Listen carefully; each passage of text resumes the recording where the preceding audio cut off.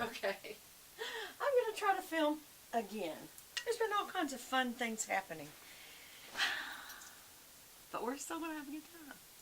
Alright, so I got my liner going. And I don't remember what I told y'all last. But anyway, I use this Tartist. And on one end it has the pencil liner, and the other end it has a liquid liner.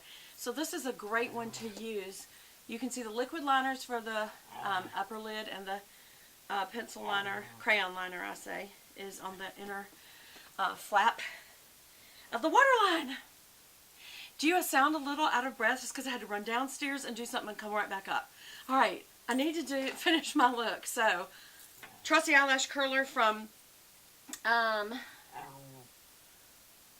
who's it from? Charlotte Tilbury. And then, just going to kind of blend out the outer area around my eye. I think this is a very pretty palette. This is the Tartlet in Bloom. And I'm going to lay that down. And clamp. Again, when you lay down the metal band, you go through your lashes and lay the metal band down on your lid and just apply just a tiny bit of pressure. It pops the lashes right up, and that's when you clamp down on them. And it gives you this L shape, right? So then after you've held it, 30 seconds to a minute or whatever you want to hold it, and I kind of bounce it a little, kind of put some pressure change on it. Then I let it out just a little, and I curl it back towards the socket. And what that does is take that L where your lashes are sitting straight up to curling back like that. Your elbow will actually have to come up to do this because you're putting this back towards the socket, the crease of your eye. Again, and bounce it just a little. And then let go. And if there's any residue, that's a good time to take it off. And then over here, I'm going to do it again. Now just watch. Now I've got powder, a good powder on, and so it's not as sticky. It may slip a little, but see how it just popped those lashes right up? Just to put a little pressure on the lid. And now when it's in this straight up and down position, that's when I do the bouncing. Now I don't go in and out like that. I just from there go a little in, a little in, a little in, because you don't want to let go at all. You just put additional pressure and come back to where you are, additional pressure and come back to where you are, because if you bounce it too much, you're going to let your lashes out.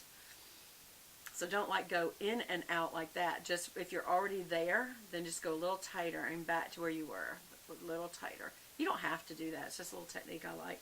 And then let it out just a little bit, meaning open it a little bit and clamp it back down, but now put the eyelash curler up, the butt end of it up, and that puts it back towards the crease or the socket, which will literally raise your elbow, and that makes it more of a C or a curled position.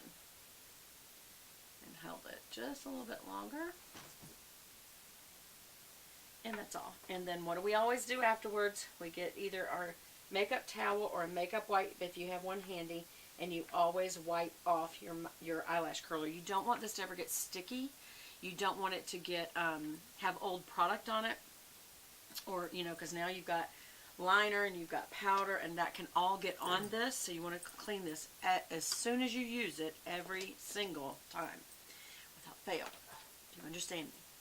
Okay. Today I'm going to use Dior Show Waterproof because I haven't used it enough. I have been using lately the there's little fuzzes flying around. Just like all the pollen in the south, it's really bad. So this is a very large brush is the problem. And people think, oh, it's so great. No, it's not. You can't get precision with it.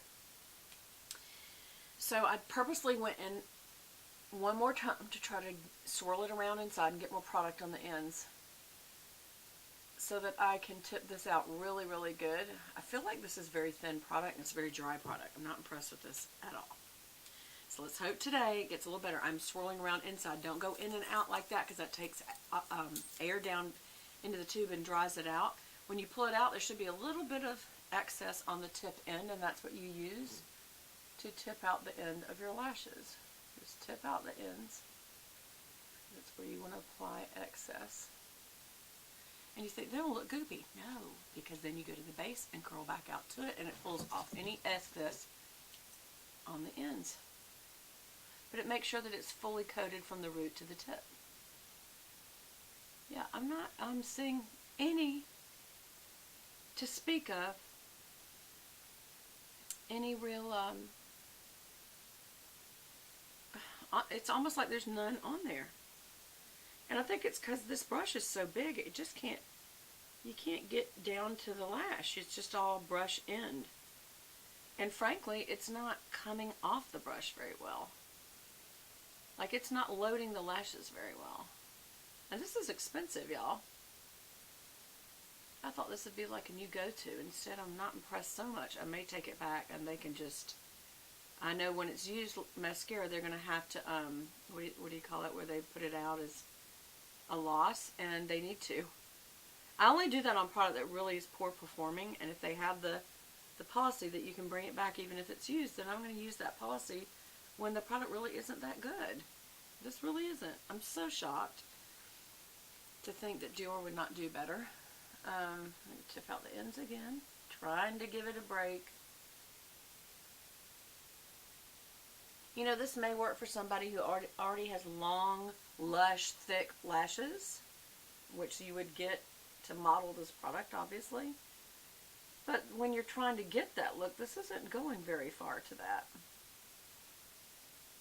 I'm going to keep trying. I hope I eat my words, right? I don't want to have to take a product back. I don't want to dog a product, but this is not doing very well. Maybe it's just because it's first coat. Maybe when you start adding coats, it's more buildable and it works better. Let's hope.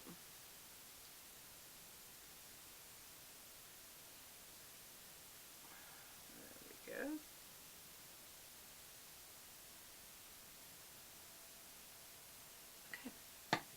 I'm going to have to go back into the barrel one more time, swirl it around. I just feel like I almost need to tip it again. Let's try that. Because if it just takes 2 coats, that's fine. I'm just real unimpressed with the first coat. I've been using Thrive Cosmetics mascara, and originally I didn't like it because it was not waterproof, but it's one of the few not waterproofs that I can say it's so buildable, and it comes also easy. You can literally, almost like tubes, you can pull it off the ends when you're done in the shower, or really you don't even have to be in the shower. You can just pull it with your fingers off the ends and it comes right off.